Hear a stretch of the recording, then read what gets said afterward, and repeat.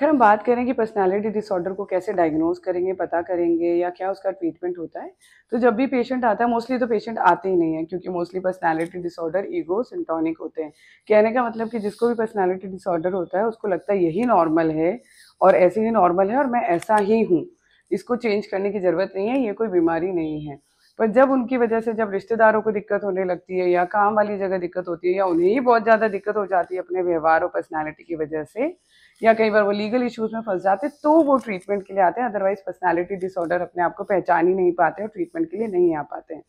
तो जब वो आते हैं तो सबसे पहले क्लिनिकल इवेल्युएशन में उनसे बातचीत होती है, पूछा जाता है, बचपन से लेकर अभी तक की सारी बातें पूछी जाती है। 18 साल के बाद वाले उनके कैरेक्टरिस्टिक्स पूछे जाते हैं, अपब्रिंगिंग के बारे में पूछा जाता है, प्रॉपर साइकोलॉजिकल स्किल्स अप्लाई किए जाते हैं। कई सारी पर्सनैलिटी डिसऑर्डर्स में साइकियाट्री से ज़्यादा साइकोलॉजिस्ट की हेल्प चाहिए होती है। बहुत कॉग्निटिव बिहेवियर थेरेपी, डायलेक्टियल थेरेपी, बहुत सारी थेरेपीज़ है जो हम उन्हें देते हैं ताकि पर्सनैलिटी को चेंज करने में मदद मिले। और पर्सनैलिटी को चेंज करना एक बहुत ही लंबा प्रोसीजर है। एक दिन में पर्सनैलिटी नहीं बदलती क्योंकि बनती भी सालों में है, तो बदलने में भी काफ़ी महीने लग जाते हैं। तो प्रॉपर रेगुलर बेसिस पे थेरेपी देनी पड़ती है। पर्सनैलिटी डिसऑर्डर के साथ अगर डिप्रेशन एसोसिएटेड है तो एंटी डिप्रेसेंट देनी पड़ती है। अगर साइकोटिक बिहेवियर बढ़ गया लाइक पैरानॉइड सीजोड या शिजोटिपिकल में, तो एंटी साइकोटिक देनी पड़ती है। ओसीडी ओसीपीडी वाले या मूड स्टेबलाइजर्स देने, पेशेंट्स को मूड स्टेबलाइजर्स देने पड़ते हैं।